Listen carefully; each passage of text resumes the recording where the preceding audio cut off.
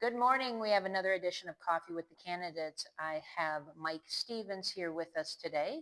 He is running on the primary ballot as a Republican for the 2026 South Dakota House race.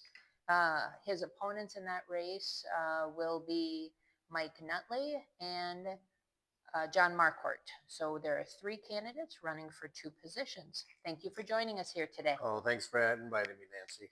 Why don't you go ahead and start and introduce yourself to the viewing audience? Well, I've lived in Yankton since 1975, came here to go to law school at USD. I'm an attorney in town. I've been a partner with John Blackburn for, I guess we've been together almost 50 years. My wife, Linda, is a school teacher. She taught 42 years. Most of the time, she taught first grade up at Beetle Elementary School, so she's a Beetlebug person and really loved her job. Between us, we have four kids. All of them graduated from Yankton High School. We've got seven grandkids. Three of them live in Sioux Falls. Four of them live here in Yankton. They attend Gayville Ballin School and really like it there. I served on the Yankton School Board for 22 years. I'm currently on the Senior Citizens Board. And of course, I've served in the legislature a couple different terms. So Yankton's my home and like being here. So, what sets you apart from the other candidates? Well, I think primarily it's been my length of public service. As I mentioned, I served on the Yankton School Board for 22 years, and that really gives you a really good idea of what's going on in our community. I've been involved in a lot of other civic organizations, and so I've been active community-wise. But I think most of all, I think it's my legislative experience. You know, I've been in Pierre for 12 years. I served 6 years, and I had cancer and suffered through COVID, and then I reran. During the time I've been in the legislature, I've really held a lot of leadership positions. I've been Assistant Speaker of the House. I've served lots of times as Chairman of Judiciary, and that's what I currently am. And I've also been the Chairman of Education and have served on education. Besides that, I've been a whip. I've led some of the summer studies. So I know the legislative procedure. I know the people that you really need to talk to when issues come up so that you can get really good information from that standpoint.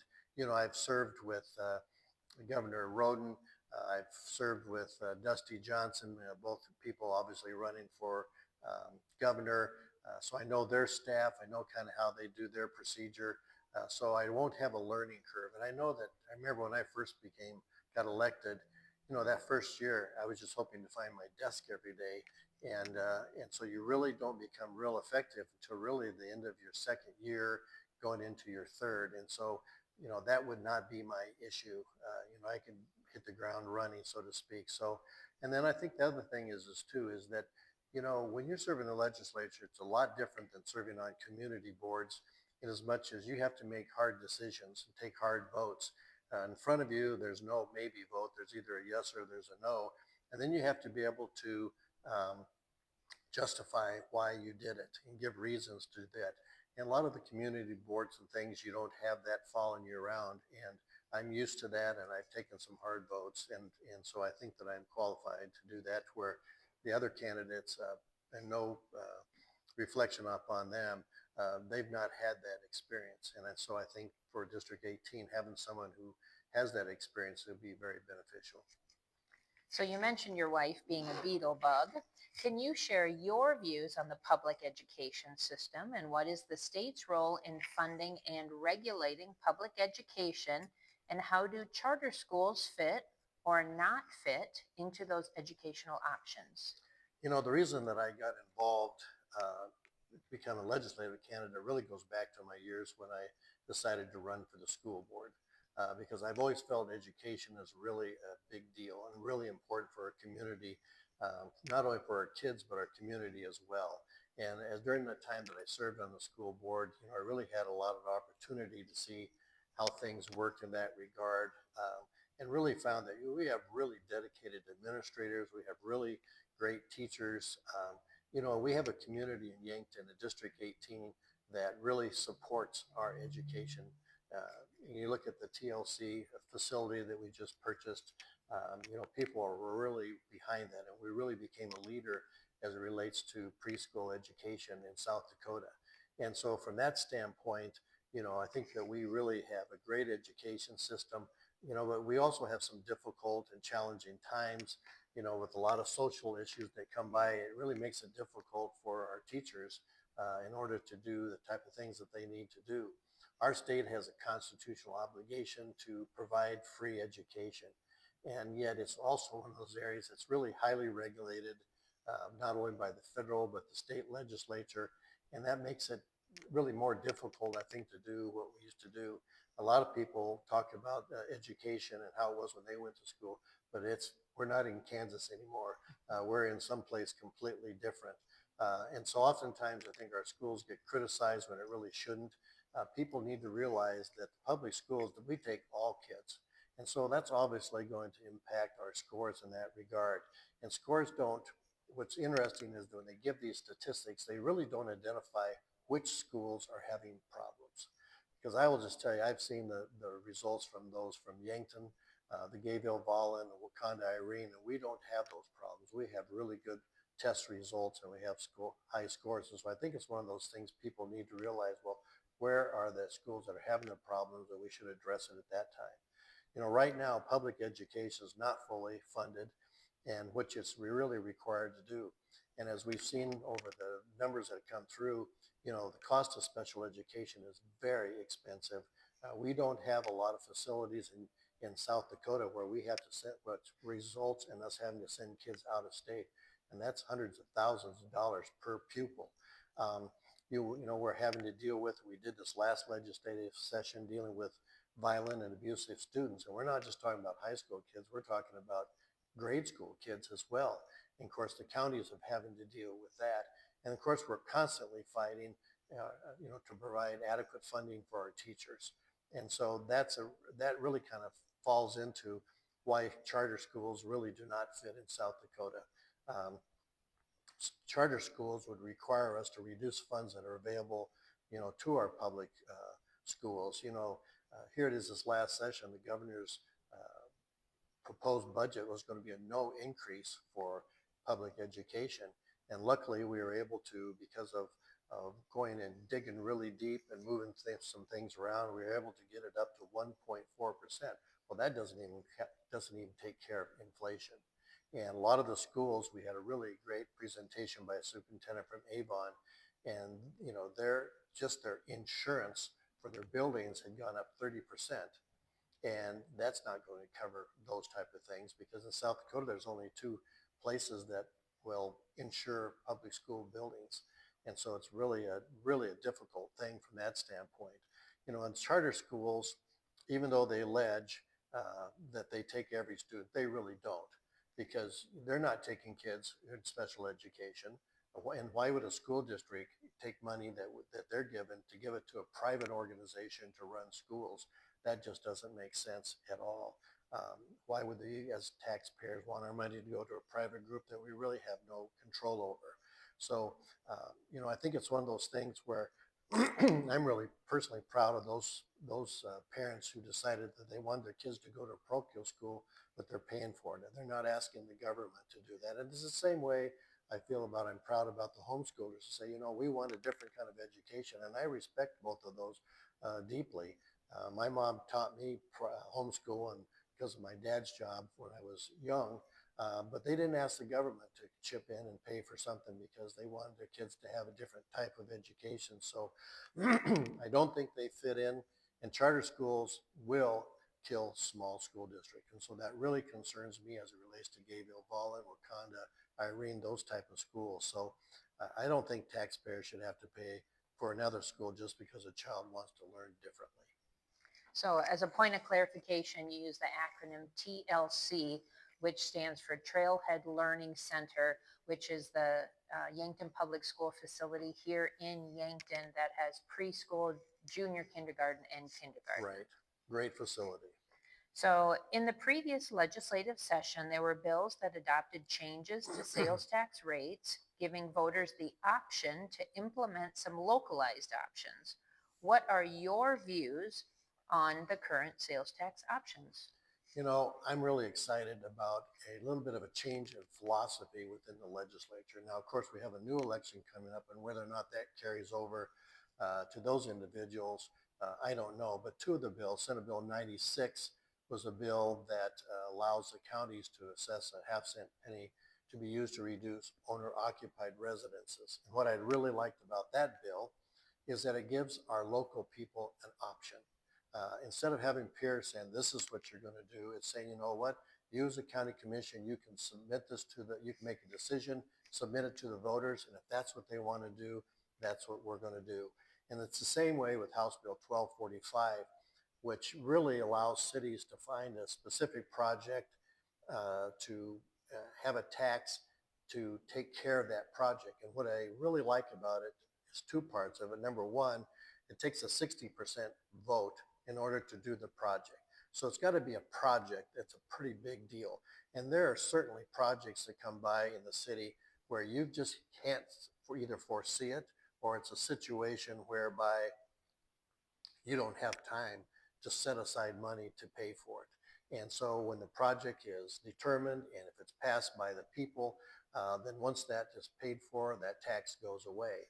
And so I really like that. I supported both bills. I think it's something where, you know, I spoke with our own county commissioners and they said, hey, we'd like to have that tool in our toolbox as well. And I said, you know, I think we need to try to make sure how this one goes. And particularly the second one, House Bill 1245, we had to go through a lot of hoops to get that one passed. And so that wasn't easy. And so my feeling was that let's get one of them passed and then we can work on maybe the next one for the county coming through. So, I think that's really a good way to do it. And, you know, what are people afraid of? You know, President Jefferson said the best government is that government closest to the people. And so if the people want to do that, and it's a localized thing, Yankton County or Clay or whatever, if they want to do it, that's fine. Or Yankton City wants to do it, that's fine. But it's certainly something that the people then get input on. And it's just like with the TLC we talked about. That was something the city was, and the people were very much in favor of, and it's turned out to be a wonderful facility in that regard. So there has been significant discussion around the future fund and incentives for economic growth. What are your views on current incentives and what modifications would you recommend moving forward to support growth in communities, large and small, across the state? You know, the whole thing with the future fund and incentives for economic growth is a big deal. I mean, it really is a big deal. You know, with this passage of Senate Bill 245, where, as we know, we reduced a few years ago the sales tax down from 4.5 to 4.2, that's going to automatically go up. And but the funds that we would normally have to use to fund our government, has been dedicated to use for owner-occupied residences to reduce the property taxes, but it doesn't do anything for commercial and agricultural real estate, I should say. So why is that important? Well, if we're going to be dealing with incentives for businesses, trying to help economic development is the only way that we're going to get things done to take care of paying off and help pay for our bills and those type of things. And of course, we know that inflation never takes a day off. Never takes a day off. We never get a break when it comes to that. But we all know, we look at our school budgets, how insurance has gone up, utilities have gone up. Same way with the city budgets and the counties where they're dealing with roads and bridges.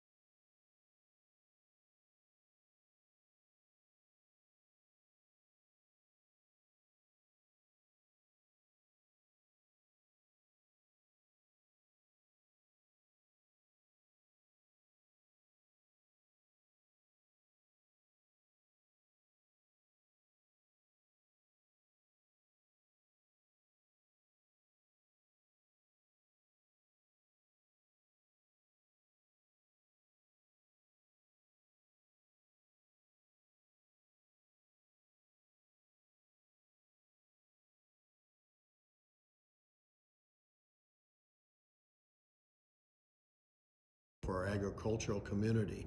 And so we need to find a way in order to do that. And I think there's been a lot of talk. A couple years ago, the county commissioners all got together. They presented about 17 different ideas that had to get whittled down because of where we were revenue-wise. And so there's a more, I think, of a sense of urgency of we need to do something, for the counties. Another big area that I think that we need to remember too is, Yankton is such a tourist attraction. We get a lot of traffic, and that impacts our roads and our bridges and those type of things.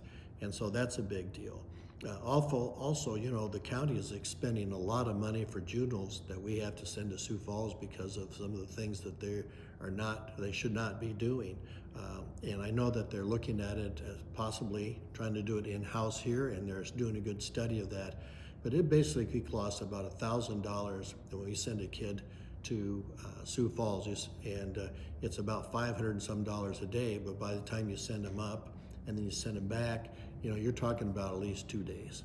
And I think the figures are running anywhere from $400,000 to $500,000 a year just to deal with that. And so that's something that they need to be able to have funds available to do that. And of course, over the years, the county is always having to pick up medical bills that have been paid that those who are in the county are not able to pay for that.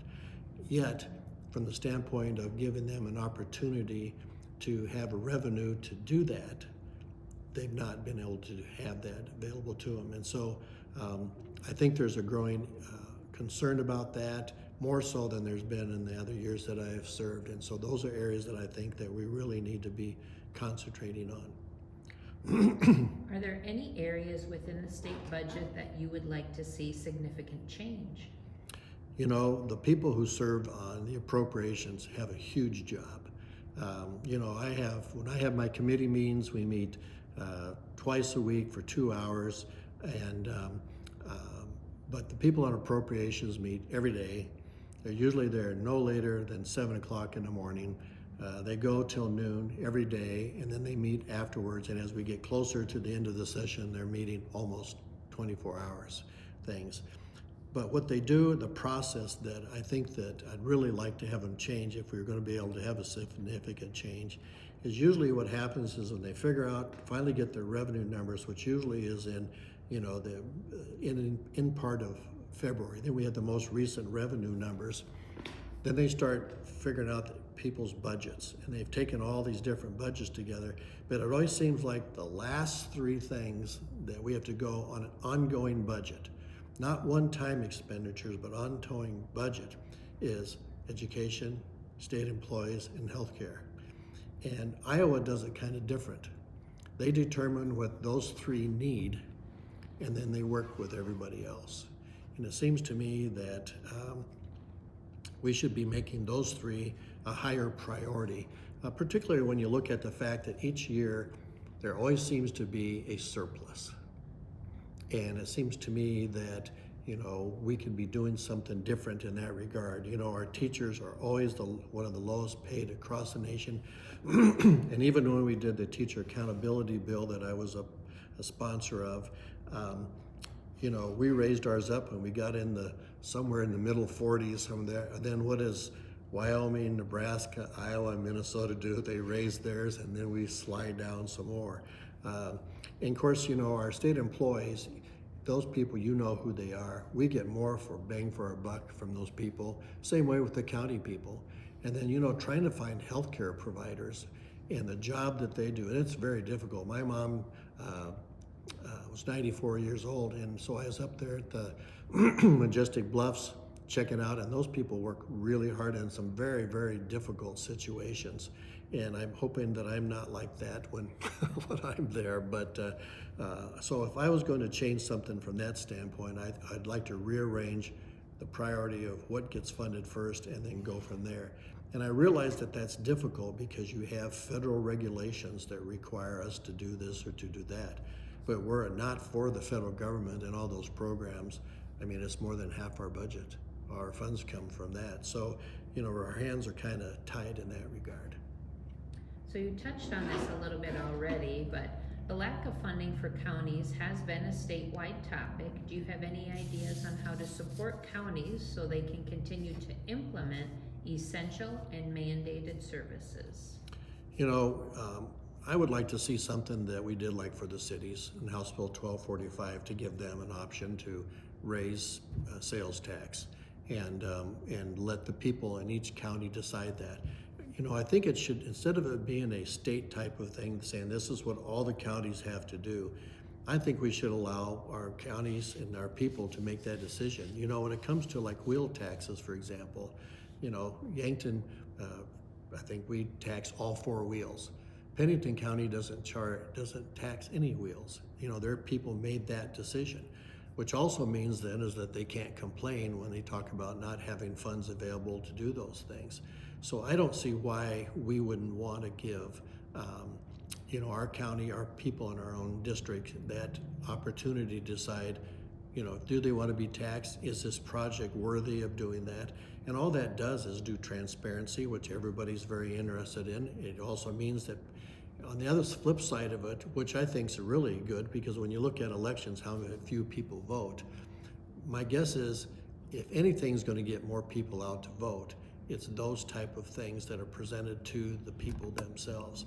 Changing the date, all those type of things that we in the legislature have done, in my opinion, has been a waste of time.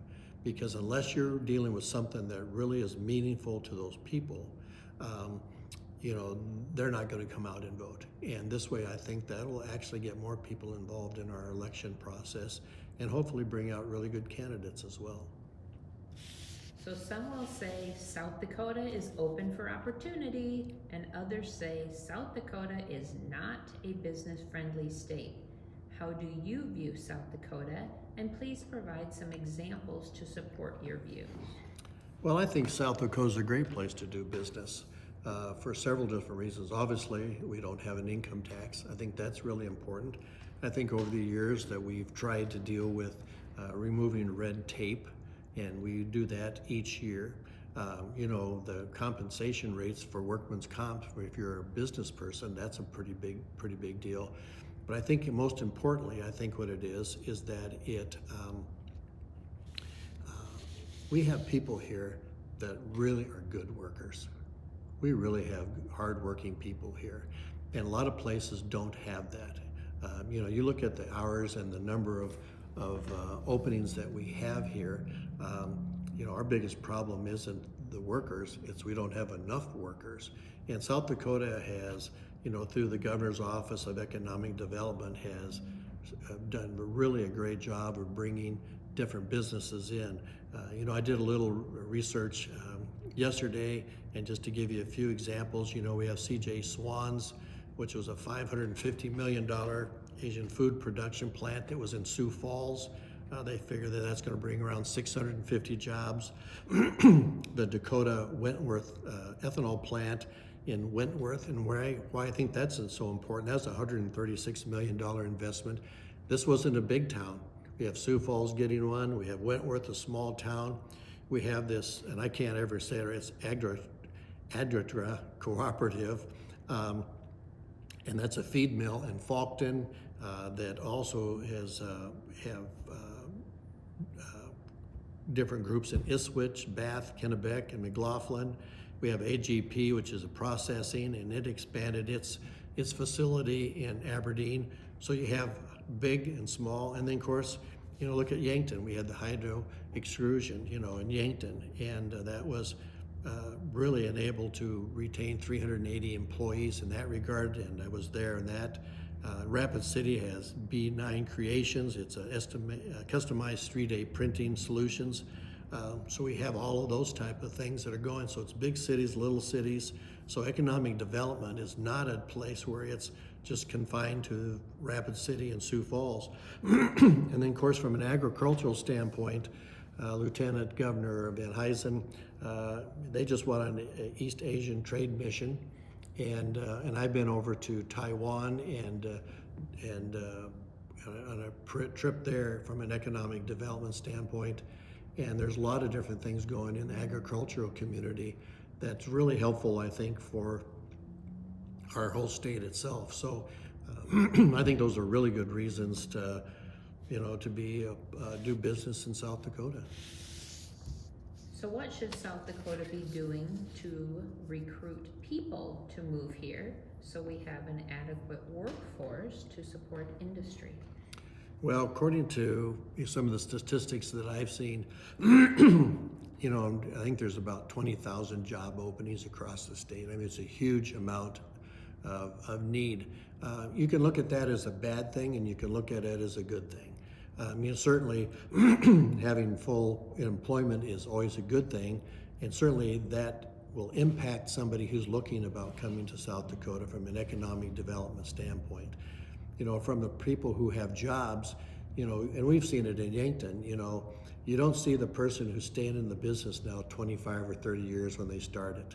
When they see some job that's open and that's paying more than what they're getting, they're moving. And they move quite frankly, and sometimes they make the whole circle around, to go there.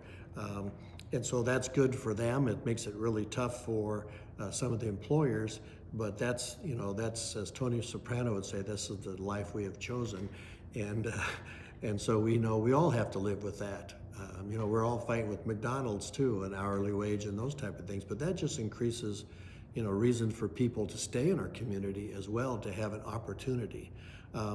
I think we're doing some other things too. As you look at some of these things, the businesses that come in, they're not just in one category, they're in different categories across the state. And you think it's not just manufacturing that we need, but it's really that across the board. I think we've done really well from an educational standpoint of providing our kids with the opportunity to go in different areas. I think of the school in Madison, that's dealing with cybersecurity. That's really a great opportunity for our kids who really want to get into that area. And I've ran into a couple of kids lately who graduated and working. One of them's actually working up in Verizon in Yankton, and he went through that whole project. And I've met others too, and that's really an up and coming thing. And the government, federal government, the military has invested in those kind of projects. One of the things that we don't think about too, and even though I'm a USD grad, South Dakota State University is doing so much in the agricultural area that people just don't think of farming anymore as raising livestock and this. I mean, they're doing all kinds of things with drones and all kinds of things with irrigation and all those type of things. And so we're expanding, I think, those type of things that will keep our kids here. You don't, the ability to buy 160 acres and then the farm machinery and I'm gonna go farm, those days have come and gone. But there are lots of things dealing with soil and seeds and all the things with the livestock that are still in the farming situation, but yet allows them to stay here and raise their kids, because nobody's saying that this is a bad place to raise your kids. This is a great place to raise your kids and to have a family. And those type of qualities, you don't get that in a lot of other states without having to pay high income tax. You go across the river to Nebraska and you're gonna pay $500 just to get your license for your car. That's why you see so many people coming over to South Dakota of those type of things. Or why is there a problem with real estate taxes in Rapid City? Because all these people from California moved here, and raises the value of their homes. And so, there's good and bad on it, but we need to continue to develop these type of jobs so our kids do stay. So what are your thoughts on data centers? Data centers were the new hot spot in the legislature. And, I think, you look at it, what are data centers? Well, they're really the physical backbone of our digital world. They house all of our servers and networking equipment that power everything from our emails to our complex artificial intelligence. And surprisingly, most people don't realize that we have a couple, 2 or 3 data centers already in South Dakota. So that's nothing new. What is new is the incentives that some of these companies are requesting. But one of the things that I think we have to put this in perspective, because they're coming, is that, United States, I think statistically, they say that we are graduating about 80,000 engineers a year. China is graduating over 200,000 engineers. And what do you think they're working on? They're working on AI, they're working on those type of intelligence type of things, where data centers become really an important type of thing. And in a sense, we are in a race with China in that regard. And of course, it's really important as it relates to economic development. But whoever controls AI and data center is going to have a big impact on all of our lives and our businesses. While they're essential for our modern life, there's also things that we need to think about, and that is the cost of utilities, water, noise. I've heard all of those type of arguments. But there's ways, instead of saying, well, no, we're not going to do that, we need to look at, what are the positives and what are the negatives, and what can we do to reduce whatever negatives are. Because I really think that there's something really, important for us to be able to have those. We talked about our weather. And that's why people want to come to South Dakota, is because of our weather. Not too many people move to South Dakota because of our weather. They might come because of taxes and other reasons, but that's what it is. And so, North Dakota is really benefiting tax-wise, revenue-wise, because these places are building them right across the river, right across the border into North Dakota. And for some of our really small, or not small land-wise, but small population-wise in the upper northwest part of South Dakota, that would be just a godsend for them. So my feeling is I think that we deal with utilities, the cost of water, because a lot of the utilities are being taken care of within the data center. Same way with some of the water type of situation. And they certainly the revenue can reduce the real estate taxes. And some, can't remember the county, but I think when they calculated it out, it would have reduced everybody's real estate taxes by half, which would have really opened up a lot of revenue, for the county. So I think we looked at them. I certainly think that, we need to not treat them really much different than we would anybody else. But I think that's something that we really need to look at. I think we're at this point, I think the data centers are doing a lot better job getting the information out as to dealing with these arguments. Because when you really look at the arguments, they don't do well. Their arguments really don't do well. And so I think the more information we get on that, I think that'll be very helpful in the legislature. But I also think this, each community should be able to decide whether they want it or not. I'm really against the state saying we can't have data centers in South Dakota. I think that's wrong. I think each community, like we've talked about before, should have that opportunity to do it if they want. So do you have anything you want to include in this interview that was not a part of a previously asked question? Well, they've been really hard questions, and you can make them easier, but they're not. I really think this is a very critical election for District 18. And why do I say that? Well, I think this is an election where experience really counts. We're going to have a new governor, and that brings new challenges. As I mentioned earlier, I've worked both with Congressman Johnson as well as Governor Roden. I've worked well with them. I know how they work. And so having someone with experience for that makes a difference. We're going to have a large number of new members in the legislature. And why is that important to know? I think that's where experience leads to influence. When you deal with people and they know you've been in the legislature and they know that you've been in leadership type of a thing, that tends to lead that you have some influence that you might not otherwise have. And so I think that's a real benefit. This passage of Senate Bill 245, where we made this reallocation of all the sales tax going to owner-occupied, this is going to be a real difficult, tight budget again, that we're going to have to figure some things out in order to fund our schools, our state employees, and healthcare workers, as well as the budget itself. It's going to be very tough. I've been there when it's been really tough. I've been there with the COVID money and it wasn't very tough, and now we're back to normal. And so knowing that, I think, is important, and how you deal with that. Obviously the issue of economic development is going to be a hot topic along with data centers. And I think we have candidates that are running that have really different viewpoints. Not only the candidates running in the Senate, but also those who are running in my race itself. I think there's a big difference there. And it's important that you have people that are elected, particularly from our district, that are on the same page.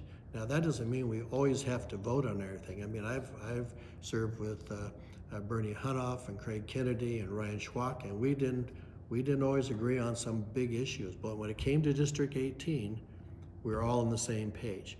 We don't want to have a situation that's existed for a few years here where my vote is being canceled out by someone else and vice versa. That is not good for District 18 at all. And so we need to recognize that there's going to be the big difference, and I think that's good. Then the public will have a right to choose in which direction that they want to have our state go. And so my hope is that this next election that we're going to be electing people from our district that's more interested in results than drama. Well, Mike Stevens, thank you very much for joining us here today. Once again, the primary election is on June 2nd, and absentee voting starts at the County Government Center on Friday, April 17th. Thank you very much.